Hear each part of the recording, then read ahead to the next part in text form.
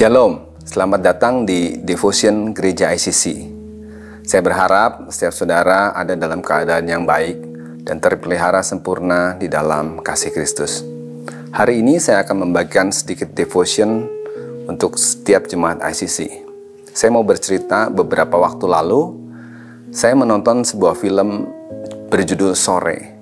Film ini sangat bagus, bercerita tentang sepasang kekasih yang akan menjadi suami istri. Settingnya begitu bagus, aktor dan aktrisnya berakting dengan begitu bagus, dan yang terlebih lagi musik dan jalan ceritanya juga sangat menarik. Tapi di balik semua itu ada sutradara yang membuat film ini, namanya Yandi Laurens. Dan sebelum saya menonton film ini, saya menonton sebuah podcast. Ada seseorang bertanya jawab dengan Yandi Laurens ini. Dan di situ saya mengetahui bahwa Yandi Laurens ini adalah seorang anak Tuhan. Dan bagaimana dia di kehidupan kecilnya begitu terisolasi, yang dunianya hanya keluarga dan main basket. Makanya nggak aneh ketika sebuah filmnya ini selalu bercerita tentang sebuah keluarga gitu. Nah, ada hal yang menarik lagi di samping sebuah film Sore ini.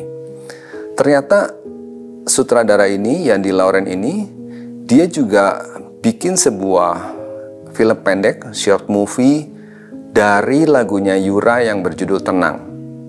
Nah, film pendek ini menarik perhatian saya karena di film pendek ini ternyata adalah sebagian dari kehidupan Yandi Laurens yang dituangkan di short movie ini. Film pendek ini bercerita tentang seseorang yang ada suami istri gitu. Sang suaminya lagi tidur dan tiba-tiba dia terbangun. Dengan tiba-tiba dia dalam mimpinya teringat akan percakapan dia dengan ayahnya.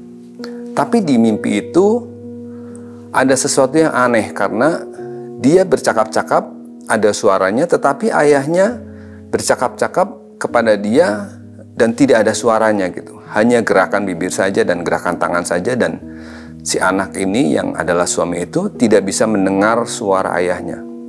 Dan ketika suami ini terbangun, orang ini terbangun, dia sangat gelisah dan sangat kaget, dan dia berusaha mengingat-ingat mimpi itu dan berusaha untuk mengingat-ingat lagi suara ayahnya. Dan ternyata dia memang benar-benar lupa akan suara ayahnya yang sudah meninggal itu. Jadi berhari-hari, beberapa saat dia begitu gelisah. Kenapa dia bisa begitu lupa dengan suara ayahnya yang sudah meninggal itu? Nah, pada satu hari, akhirnya dia membongkar simpanan video kenangan-kenangan bersama ayahnya. Dan dia punya video kaset beberapa, lalu dia coba bawa ke tempat untuk dipindahkan suaranya ke dalam USB gitu. Dan beberapa saat sesudah hasilnya ada, ternyata dari sekian banyak video itu semuanya rusak karena terkena jamur. Dan ada satu potongan kecil, yaitu 10 detik saja dari suara dari video itu yang bisa terambil gitu. Dan ketika disetel, ada ayahnya ada di video itu, dia juga ada, dan ayahnya hanya bilang 2 kata gitu, bisa Gus? Dan itu diulang lagi sama dia sampai dia lihat ayahnya lagi, terus ayahnya berkata, bisa Gus? Perkataannya sederhana, singkat, tapi dari situ dia ingat lagi akan suara ayahnya, perkataan ayahnya. Dan di situ dia benar-benar menangis gitu ya, karena sekian lama dia lupa dengan suara ayahnya gitu. Dan hari-hari itu dia begitu gelisah karena dia lupa dengan suara bapaknya gitu. Nah, kejadian ini mengingatkan saya akan firman Tuhan yang berapa lalu kita baca di devotion gitu. Di 1 Samuel 28 ayat 15. Sesudah itu, berbicaralah Samuel kepada Saul. Mengapa engkau mengganggu aku dan memanggil aku muncul? Kata Saul. Aku sangat dalam keadaan terjepit. Orang Filistin berperang melawan aku dan Allah telah undur daripadaku. Ia tidak menjawab aku lagi, baik dengan perantara nabi maupun dengan mimpi. Sebab itu aku memanggil engkau supaya engkau memberitahukan kepadaku apa yang harus aku perbuat. Jadi kejadiannya adalah Tuhan sudah meninggalkan Saul. Dan Saul dengan berbagai cara mencoba mendengar apa yang menjadi perkataan Allah, apa yang menjadi perkataan Bapa kepada dia. Dan dia tidak mendapatkannya. Satu keadaan yang sama yang tadi, betapa dia begitu gelisah ketika dia tidak bisa mendengar suara Bapanya gitu. Lalu kita lanjut lagi di Yesaya 41 ayat 10. Nah, ini Yesaya berbicara tentang firman Tuhan.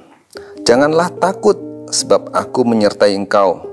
Janganlah bimbang, sebab aku ini Allahmu. Aku akan meneguhkan, bahkan akan menolong engkau. Aku akan memegang engkau dengan tanganku yang membawa kemenangan. Jadi, di dalam perjanjian lama, Tuhan itu sering berkata kepada orang-orang Israel dengan perantara nabinya. Dan ketika Tuhan berbicara itu, perkataannya itu memberikan harapan, memberikan kekuatan, memberikan hidup bagi orang-orang Israel. Jangan takut, sebab aku menyertai engkau, dan jangan bimbang, sebab aku ini Allahmu. Ada perlindungan Tuhan, ada yang meneguhkan, ada pertolongan Tuhan yang siap menolong bangsa Israel. Dan aku memegang engkau dengan tangan kananku dan membawa kemenangan. Tuhan yang memberikan kemenangan. Jadi betapa pentingnya perkataan Tuhan bagi Raja Saul, bagi orang Israel, dan bagi setiap anak Tuhan gitu. Nah, kita juga mau lihat lagi di Perjanjian Baru. Yohanes 12 ayat 49. Sebab aku berkata-kata bukan dari diriku sendiri, ini perkataan Yesus, tetapi Bapa yang mengutus aku, dialah yang memerintahkan aku untuk mengatakan apa yang harus aku katakan dan aku sampaikan. Jadi Yesus berkata-kata itu, dia sudah dapatkan perkataan itu sebelumnya dari Bapa. Kita bisa lihat bahwa bagaimana Yesus mendengarkan suara Bapa, dan ketika dia di dunia ini, apa yang Yesus katakan itu adalah apa yang Bapa katakan. Dan sekali lagi bahwa perkataan Bapa itu membawa kehidupan gitu. Mari kita lihat satu ayat terakhir di 2 Samuel 2 ayat 1. Kemudian bertanyalah Daud kepada Tuhan, katanya, apakah aku harus pergi ke salah satu kota di Yehuda? Firman Tuhan kepadanya, pergilah. Tuhan menjawab Daud, pergilah. Lalu kata Daud, kemana aku pergi? Firman-Nya berkata, ke Hebron. Ketika Daud bertanya sama Tuhan, dia menanyakan hal yang sederhana gitu ya. Apakah aku harus pergi? Dan Tuhan jawab, pergi. Cukup satu kata yang Allah katakan, yang Tuhan katakan sama Daud. Lalu kemana perginya? Ke Hebron. Jadi jawaban Tuhan itu kadang-kadang tidak panjang gitu ya. Hanya satu kata, ayo Daud pergi. Kemana? Ayo ke Hebron gitu. Tapi itu sudah cukup bagi kita, bagi Daud, buat orang yang sedang menantikan jawaban Tuhan gitu. Nah, mungkin hari-hari ini kita, buat beberapa orang, sering mendengar perkataan Tuhan, atau pernah mendengar perkataan Tuhan yang sangat jelas gitu. Ketika dalam satu kebimbangan mungkin menantikan jawaban Tuhan, ketika dalam kesulitan yang butuh penghiburan, mungkin Tuhan hanya bilang tenang. Atau mungkin Tuhan ketika hati kita susah karena ada seseorang yang menyakiti, ketika Tuhan hanya bilang ampuni. Atau ketika kita dalam posisi yang gak ada pengharapan, atau dalam sakit dan Tuhan bilang, aku akan sembuhkan engkau. Itu cukup bagi kita gitu.